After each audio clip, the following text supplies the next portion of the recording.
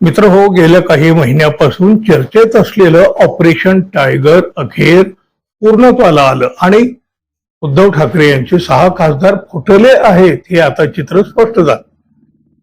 हा सगळा खेळ 600 कोटी रुपयांचा होता आणि त्याची जबाबदारी एका ठेकेदाराकडे दिली गेली होती, असा दावा शिवसेनेचे ज्येष्ठ नेते चंद्रकांत खैरे यांनी केलेला आहे.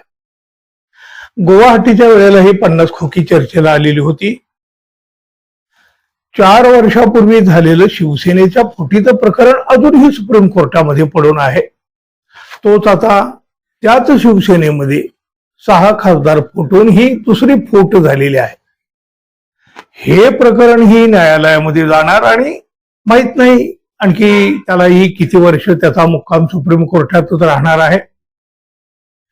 पहिल्या प्रकरणाचा निकाल झाला असता तर दुसरी फोडाफोडी झाली नसती, असं संजय राऊत यांनीही म्हटलेलं आहे. आता या दुसऱ्या प्रकरणाचंही कोर्टात नक्की काय होणार? भारतीय जनता पक्षाचे खासदार झालेले सुप्रसिद्ध वकील उज्ज्वल निकम म्हणतात, शिवसेनेनं पक्षाच्या बैठकीसाठी काढलेला व्हीप अपात्रतेच्या कारवाईसाठी अजिबात महत्वाचा नाही. पण ज्येष्ठ घटनातज्ञ उल्हास बापट यांनी कायद्यामध्ये नेमकं काय सांगितलं आहे हे स्पष्ट करून सांगितलेलं आहे.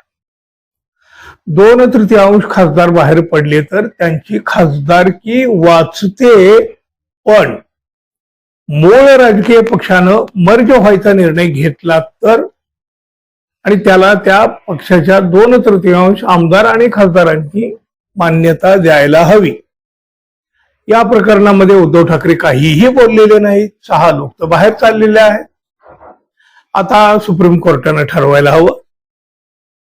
शिवसेना फुटीच्या पहिल्या प्रकरणाबाबतही उल्हास बापट यांनी अनेक वेळा कायदा समजावून सांगितलेला आहे. कायदेशीर दृष्ट्या उद्धव ठाकरे यांचीच बाजू मजबूत आहे. फुटलेल्या खासदारांना भाजपात विलीन व्हावं लागेल किंवा शिवसेना पक्ष उद्धव ठाकरे यांच्याकडेच राहील. सुप्रीम कोर्टाचा निकाल असाच येईल असं वारंवार ते सांगत राहिलेले आहेत. पण सुप्रीम कोर्टातला हा निकाल मात्र येत नाही आणि तेवढ्यात पक्षफुटीची ही दुसरी घटना घडली. प्रसिद्ध वकील कपिल सिब्बल हे तर म्हणतात, निवडणुका कशासाठी?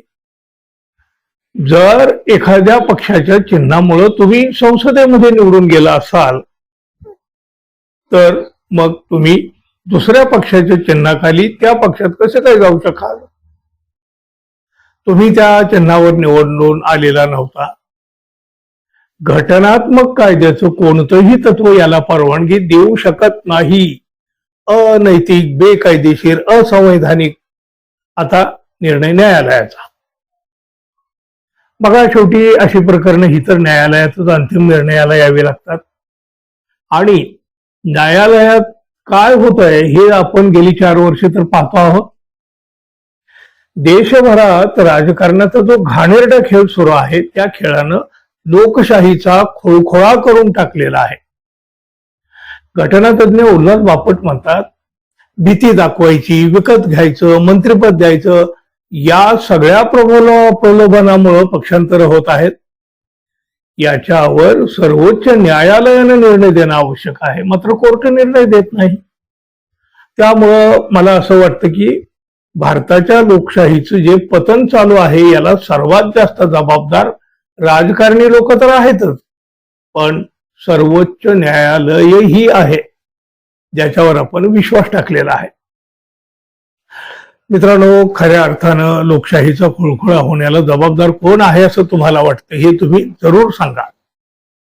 आणि आपण अजून आपल्या चॅनलला सबस्क्राईब केलं नसेल तर कृपया सबस्क्राईब करावं ही अपेक्षा तर आहे.